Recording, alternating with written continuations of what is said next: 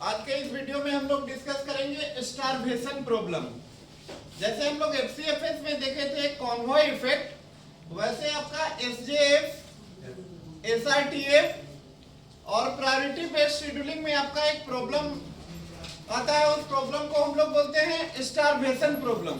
समझते हैं स्टारवेशन क्या होता है। स्टारवेशन का मतलब होता है the indefinite waiting of the process is called starvation.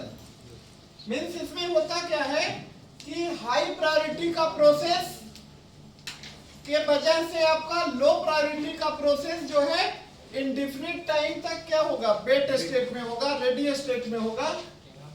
मतलब इनडेफिनिट, उसका कोई डेफिनिट नहीं होगा कि कब रेडी से रन में जाएगा। देखिए यहाँ पे लिखेंगे process which is ready to run can wait indefinite. मतलब रेडी स्टेट में वो प्रोसेस होगा बट वो रन स्टेट में जाने के लिए क्या करेगा, वेट करेगा।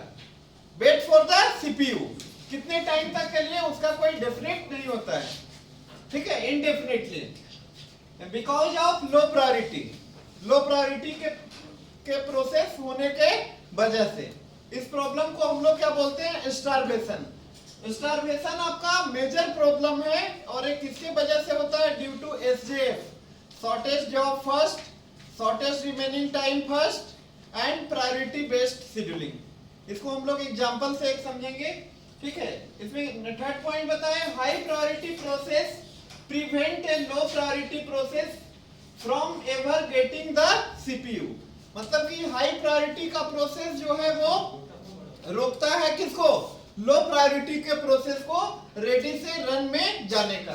इसको एक एग्जांपल से समझते हैं। 4 प्रोसेस है, P1, P2, P3, P4। सबका अराइवल टाइम है 0, मींस 0 टाइम पे सारा चार का चारों प्रोसेस रेडी स्टेट में आया है। न्यू से कहा आया है, रेडी स्टेट में। इसका प्रायोरिटी है सबका 10, 5, 2, 40 एंड बस टाइम दिया हुआ है। यहाँ पे अज्यूम कर लेते हैं हम लोग, we assume lower number is higher priority. Lower number is higher priority. यहाँ पे लोअर नंबर आपका हायर प्रायोरिटी का होगा। तो लोअर नंबर आपका सबसे हाई प्रायोरिटी का प्रोसेस है हमारा P3।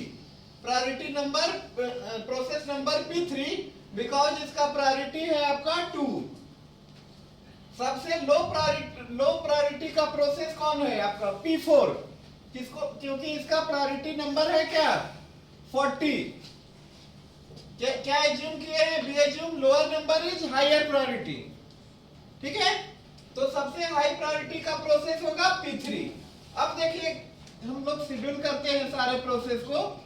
अज्यूम ए प्रायोरिटी बेस्ड का नॉन प्रिम्पटिव शेड्यूलिंग है। मोड इसका कैसा होगा, नॉन प्रिम्पटिव। तो 0 टाइम पे आया हुआ है। सबसे पहले हम लोग हाई प्रायोरिटी का प्रोसेस जो है P3, इसको शेड्यूल करेंगे। 0 से 2 आपका P3, ठीक है। अब P3 के बाद हाई प्रायोरिटी का प्रोसेस है P2। P3 का बस टाइम आपका, P3 का बस टाइम है 7। तो 0 से 7 कौन चलेगा, P3 के बाद आया P2 का बस टाइम कितना है 1। 7 से 8 आपका चलेगा P2 के बाद आपका P1, प्रायोरिटी नंबर 10 है, इसका बस टाइम है 5। 8, 5, 13 P1।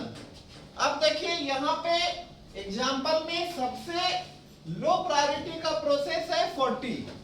मींस कि जब तक P1 का एग्जीक्यूशन हो रहा हुआ होता है और जैसे ही P1 का एग्जीक्यूशन क्या होता है, कंप्लीट होता है, सिस्टम में आपका प्रोसेस आ रहा है हाई प्रायोरिटी का। सबसे लो प्रायोरिटी का कौन है, P4 से हाई प्रायोरिटी का आ रहा है P5, P6, P7 up to Pn। मतलब P4 से हाई प्रायोरिटी का प्रोसेस सिस्टम में आता रहेगा और P4 जो है लो प्रायोरिटी का प्रोसेस वो क्या करते रहेगा, वेट करते रहेगा, वेट फॉर द सीपीयू। क्यों? क्योंकि सिस्टम में हाई प्रायोरिटी का प्रोसेस आ रहा है, पहले उसको हम लोग को शेड्यूल करना होगा। लो प्रायोरिटी का जो प्रोसेस है वो क्या करेगा? देखिए यहां तक शेड्यूल किया है हम लोग P1 तक, और P1 जैसे ही शेड्यूल हुआ, रेडी क्यू में P4 से हाई प्रायोरिटी का प्रोसेस आ रहा है, P5, P6, P7, P8 up to P9। मतलब इसका कोई क्या लिखे हैं यहाँ पे पॉइंट, फिर से समझेंगे आप लोग। A process which is ready to run, मतलब रेडी से रन में जाने के लिए कैन वेट, क्या करेगा? वेट करेगा indefinitely because of low priority, क्योंकि इसका प्रायोरिटी लो है। प्रायोरिटी नंबर क्या है? 40। तो इसी प्रॉब्लम को हम लोग क्या बोलते हैं? स्टारवेशन। अब स्टारवेशन प्रॉब्लम को सॉर्ट आउट करने के लिए, सॉल्व करने के लिए एक टेक्निक यूज करते हैं हम लोग यहाँ पे। उस टेक्निक को बोलते हैं एजिंग। एजिंग टेक्निक के जरिए स्टारवेशन प्रॉब्लम को हम लोग क्या करते हैं? सॉर्ट आउट करते हैं। इसको हम लोग नेक्स्ट वीडियो में डिस्कस करेंगे, एजिंग। Thank you.